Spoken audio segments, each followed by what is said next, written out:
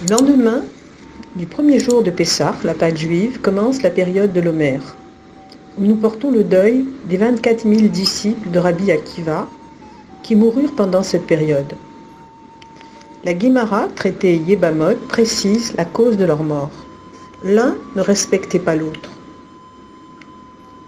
Et c'était pourtant des géants en Torah. Pour acheter ce fait, on adoptera des comportements positifs, on renforcera l'amour du prochain, en lui marquant le plus profond respect, même si on n'est pas du même avis que lui. Dieu a créé des hommes avec des opinions divergentes. Cela conduit parfois à un manque de respect mutuel quand chacun rejette l'analyse de l'autre. C'était le cas des élèves de Rabbi Akiva. Dieu a créé la diversité des opinions pour qu'on puisse approfondir l'analyse et la compréhension. En effet, chacun donne son avis et en discutant et en approfondissant chaque avis, on arrive à une conclusion beaucoup plus exacte qu'avec une seule opinion. Tel est l'effort que l'homme doit investir dans ce monde matériel. Il doit affiner sa nature, son intellect et ses traits de caractère pour se départir de tout ego qui nuirait à la relation avec l'autre. Il doit être en quête de vérité et la vie de l'autre viendra affiner cette recherche. Pendant la période de l'Omer, il est à signaler que l'Omer à l'époque était une mesure d'orge que chacun apportait au grand prêtre, au Kohen Gadol, dans le temple. Maintenant que nous n'avons plus le temple, nous comptons l'Omer, c'est-à-dire que nous comptons 7 fois 7 semaines, ce qui fait 49 jours, qui nous séparent de Shavuot, où aura lieu le don de la Torah au mont Sinaï. Alors pourquoi 7 fois 7 semaines ?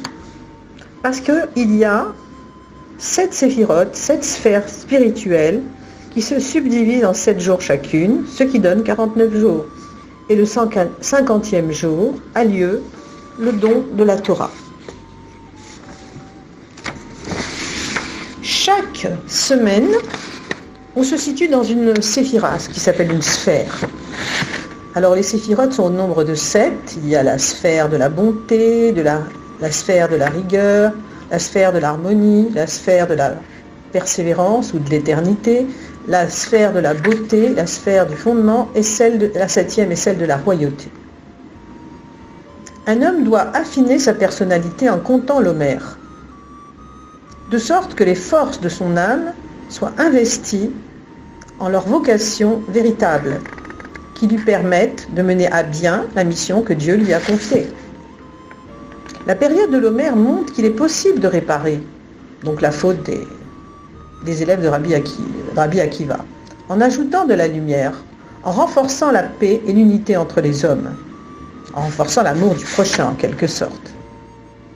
On sait d'ailleurs que c'est à Rabbi Akiva qu'on doit ce grand principe: tu aimeras ton prochain comme toi-même, là est toute la Torah, tout le reste n'est que commentaire. Cet affinement personnel est une préparation à la réception de la Torah pendant Shavuot. En effet, la Torah a été donnée pour réaliser la paix dans le monde. Et il en résultera qu'on parviendra de cette façon à la délivrance véritable et complète par notre juste Mashiach. Alors nous sommes dans le mois de Iyar, où l'on compte l'Omer, et on arrive au 33e jour de l'Omer, qui est le 18 Iyar, qui marque la Hiloula de Rabbi Shimon bar Yochai. Rabbi Shimon bar Yochai révéla la dimension profonde de la Torah, puisqu'il est l'auteur du Saint Zohar. C'est l'ouvrage de base de la Kabbale. Il fut un des plus éminents disciples de Rabbi Akiva que celui-ci forma pendant sa vieillesse. Après la perte de ses 24 000 élèves, il forma 5 élèves de prestige, dont Rabbi Shimon est l'un d'eux, et Rabbi Meir Balanès, et il y en a d'autres. On sait que Rabbi Shimon bar Yochai a été poursuivi par les Romains, et il a donc dû rester enfermé dans une grotte avec son fils Eliezer pendant 13 ans, jusqu'à ce que vienne un nouvel empereur qui n'était plus contre lui, qui n'était pas pour le tuer. Et pendant ces 13 ans enfermé dans la grotte, il a passé tout son temps avec son fils à étudier la Torah, jour et nuit. Son service de Dieu était uniquement basé sur le spirituel. Et voilà qu'un jour, ses élèves jalousèrent l'un d'entre eux qui s'était enrichi à l'étranger.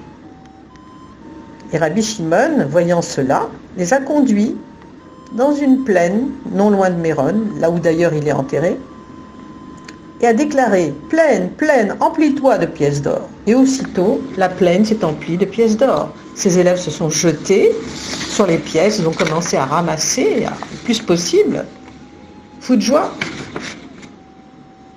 Et Rabbi Shimon leur dit à ce moment-là, « Prenez ce que vous voulez, mais sachez que cela vous sera déduit de votre part du monde futur. » Aussitôt, ses élèves remirent les pièces et ne prirent rien. Ils avaient compris la leçon. Rabbi Shimon réussit à faire comprendre à ses élèves la supériorité du spirituel sur le matériel.